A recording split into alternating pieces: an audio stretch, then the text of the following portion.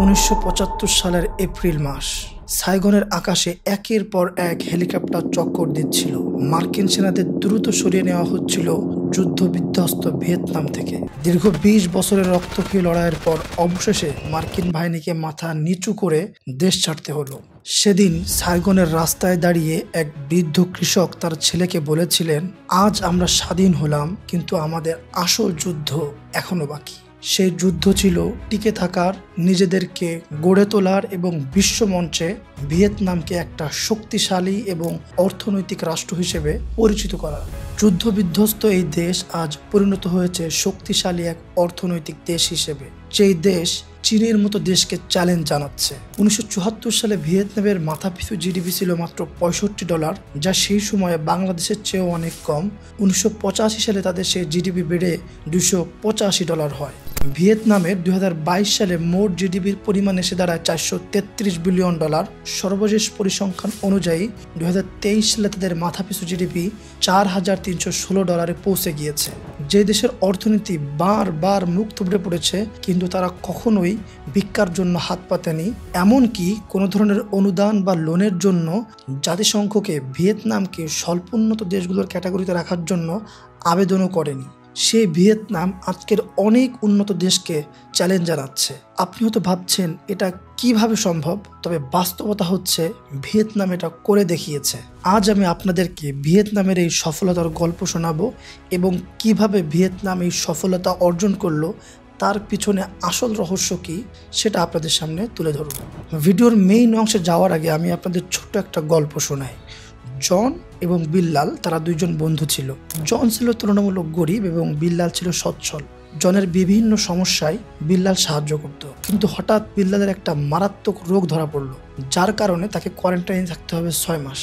জন এখন কি করবে? জন তো কোনো ধরনের সাহায্য পায় না, কিন্তু জন বুঝতে পারতেছে যে সে যদি এইভাবে করে থাকে এবং বিল্লালের সাহায্যের আশায় থাকে, তাহলে সে শেষ হয়ে যাবে। তখন সে একটা কাজ শুরু করলো। তার বাড়ির আশেপাশে যে জমি জমা ছিল সেখানে চাষবাস শুরু করলো এবং পাশাপাশি একটা কোম্পানিতে চাকরিও শুরু করলো। সময়ের সাথে সাথে সেই কোম্পানি তাকে ইনক্রিমেন্ট দিল, যেহেতু জন একদম সিরিয়াসলি নেমে পড়ছে, কারণ তার অবস্থা খুবই খারাপ। এই 6 মাসে জন যে কয়টি টাকা গুছিয়েছিল, সে তার সবজি বেচে প্লাস সে যে কোম্পানিতে চাকরি করতো সেইখান থেকে সেই টাকা নিয়ে একটা ব্যবসা শুরু করলো। সে একটা খাবারের দোকান দিল এবং সেখানে প্রিমিয়াম কোয়ালিটির খাবার খুব কম দামে সেল করলো। এর মধ্যে 6 মাস পার হয়ে গিয়েছে।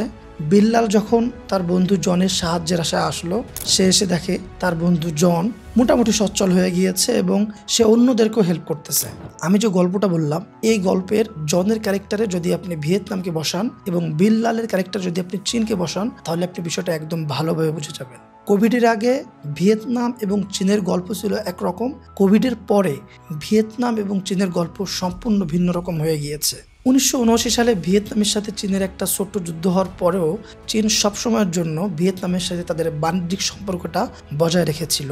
সব কিছু ঠিকঠাকই চলছিল, কিন্তু আসল সমস্যাটা শুরু হয় যখন সারা বিশ্বে করোনা ভাইরাস আঘাত হানে। চারিদিকে লকডাউন আর মানুষের আর্তনাদ, হাহাকার। করোনা ভাইরাস যেহেতু চীন থেকে উৎপত্তি হয়েছিল, সেজন্য চীন সরকার সে সময় তাদের সীমান্ত বন্ধ করে দেয়, আর সেই সাথে সকল দেশের সাথে আমদানি রপ্তানি বাণিজ্য স্থগিত করে রাখে। সীমান্ত বন্ধ করে দেওয়ার কারণে ভিয়েতনাম বিপদে পড়ে যায়, কারণ তারা তাদের প্রয়োজনীয় জিনিসের চাহিদা মেটাতে চীনের উপর নির্ভরশীল ছিল। কিন্তু তাই বলে তারা মনোবল হারায়নি। প্রতিকূল পরিস্থিতির মাঝে নিজেদেরকে টিকিয়ে রাখার জন্য তারা পরিশ্রম করে গেছে। নিজেরা নিজেদের প্রয়োজনীয় জিনিস তৈরি করেছে, অনেকটা গল্পের সেই জনের মতো। বিশ্বের মাঝে এমন কয়েকটি হাতে গোনা দেশ আছে যারা করোনার মধ্যেও কোনো ধরনের অর্থনৈতিকভাবে ভেঙে পড়েনি। তার মধ্যে ভিয়েতনাম অন্যতম, কারণ ভিয়েতনামের রাজনৈতিক নেতারা করোনার ভয়ে অতটা ভীত ছিল না যতটা না চীন ছিল।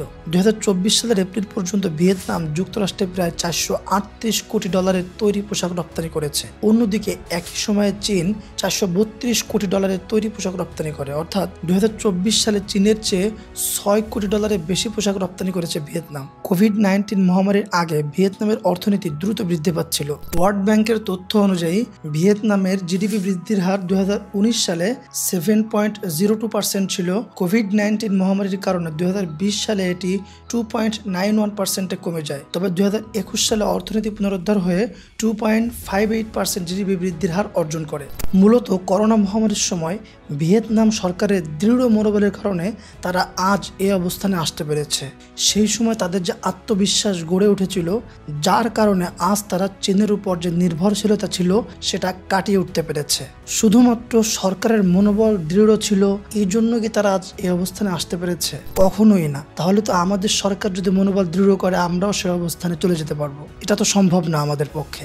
একটি দেশ তখনই সামনে এগিয়ে যায় যখন সেই দেশের মানুষ শতভাগ শিক্ষিত থাকে। প্রাথমিক শিক্ষা এবং বৃত্তিমূলক শিক্ষাকে প্রাধান্য দিয়ে 2000 সালের মাঝে ভিয়েতনাম তাদের পুরো জনসংখ্যাকে শতভাগ শিক্ষিত করে তুলেছে। ইলেকট্রনিক্স পণ্য রপ্তানিতে এখন সিঙ্গাপুরের পর ভিয়েতনাম দক্ষিণ পূর্ব এশিয়ার দ্বিতীয় অবস্থানে রয়েছে। শুধু তাই নয়, ব্রাজিলের পর কফি রপ্তানিতেও সারা বিশ্বে ভিয়েতনাম দ্বিতীয় অবস্থানে রয়েছে। প্রায় 10 কোটি জনসংখ্যার দেশ ভিয়েতনামের রপ্তানি আয় বাংলাদেশ থেকে অনেক বেশি। আমেরিকা এবং চীনের মধ্যে যে বাণিজ্যিক যুদ্ধ সেটা নতুন কিছু না। আমেরিকা চীনের কাছ থেকে অনেক দাম দিয়ে বিভিন্ন ধরনের কম্পিউটার চিপ কিনত। এদিকে ভিয়েতনামও সেই একই চিপ বা উন্নত মানের চিপ অনেক কম দামে বা অনেক কম খরচ তৈরি করতেছে। আমেরিকা ঠিক এই সুযোগটা নিতে চাচ্ছে। যেহেতু আমেরিকা এবং চীনের সাথে সবসময়ের জন্য একটা ক্লাশ চলে, তাই আমেরিকা চেষ্টা করতেছে যে কিভাবে ভিয়েতনামের কাছ থেকে এই চিপগুলো কিনে এবং কম প্রাইসে চিপগুলো কিনে তাদের কাজে লাগানো যায়। এজন্য আমেরিকা ভিয়েতনামে বিপুল পরিমাণ টাকা বিনিয়োগ করবে জাস্ট এই চিপ রপ্তানির জন্য বা চিপ তৈরি করার জন্য। মার্কিন দূত জোসেফ ফার্নান্দেজ বলেন, যুক্তরাষ্ট্র চিপস অ্যান্ড সায়েন্স অ্যাক্টের আওতায় ভিয়েতনামের চিপ শিল্প বিকাশে বিনিয়োগ করবে তার দেশ। এই খাতে চীন নির্ভরতা কমাতে মূলত এই উদ্যোগ নেওয়া হয়েছে। একটা সময় যে দেশের অর্থনৈতিক অবস্থা বাংলাদেশের চেয়েও খারাপ ছিল, সময়ের পরিক্রমায় আজ সেই দেশের অর্থনৈতিক অবস্থা এতটাই ভালো যে বাংলাদেশ তার ধারের কাছেও ঘেঁষতে পারছে না। একটা কথা আছে, সময়ের পরিক্রমায় নিজেকে বদলাতে হয়, তা না হলে পিছিয়ে পড়া ছাড়া আর কোনো রাস্তা থাকে না। ভিয়েতনাম ঠিক সেই কাজটাই করেছে। সময়ের পরিক্রমায় তারা তাদেরকে এমনভাবে পরিবর্তন করেছে যে অনেকেই এখন বলতেছে যে ভিয়েতনাম হচ্ছে দ্বিতীয় চীন। উন্নত অর্থনীতির জন্য সিঙ্গাপুর, তাইওয়ান, দক্ষিণ কোরিয়া এবং হংকংকে এশিয়ান টাইগার বলা হয়ে থাকে। আধুনিক অর্থনীতিবিদরা মনে করছেন ভিয়েতনামের নামটাও খুব শীঘ্রই এই এশিয়ান টাইগারের তালিকায় চলে আসবে।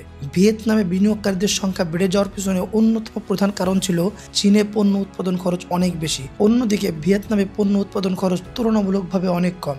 দেশি বিদেশি তরুণ প্রযুক্তিবিদ আর প্রকৌশলীদের পদচারণায় মুখরিত হয়ে ওঠে ভিয়েতনামের বড় বড় শহর। চীনে করোনা পরিস্থিতি খারাপ হওয়ার কারণে যেসব উন্নত দেশ বা উন্নত কোম্পানিগুলা চীনে ইনভেস্ট করতো, তারা তো আর বসে থাকবে না, তাদের বিজনেস তো আর বসে থাকবে না। তখন তারা যে কাজটা করে সেটা হচ্ছে তারা ভিয়েতনামে ইনভেস্ট করে।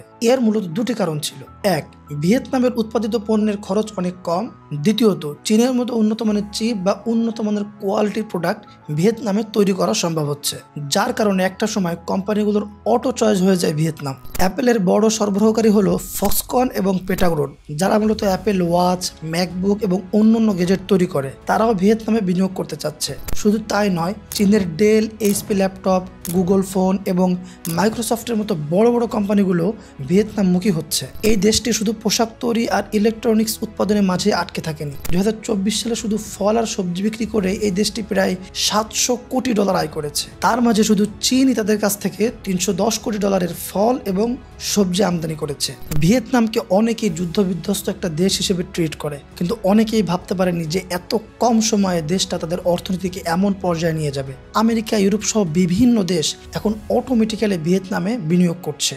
আগামী 10 বছরে ভিয়েতনামের অবস্থা কোন পর্যায়ে যাবে সেটা বলা মুশকিল, তবে বারবার হোঁচট খেয়েও যে দেশটা চীনের সমপর্যায়ে চলে গেছে, সেক্ষেত্রে বলা যায় ভিয়েতনামে হতে যাচ্ছে বিশ্বের দ্বিতীয় চীন। এ ব্যাপারে আপনার মতামত কি কমেন্ট করে জানাতে পারেন। আর ভিডিওটা যদি আপনাদের ভালো লেগে থাকে এবং এই ধরনের ইনফরমেটিভ এবং বিশ্লেষণধর্মী ভিডিও যদি আপনারা দেখতে চান, তাহলে আমার চ্যানেলটা সাবস্ক্রাইব করতে পারেন।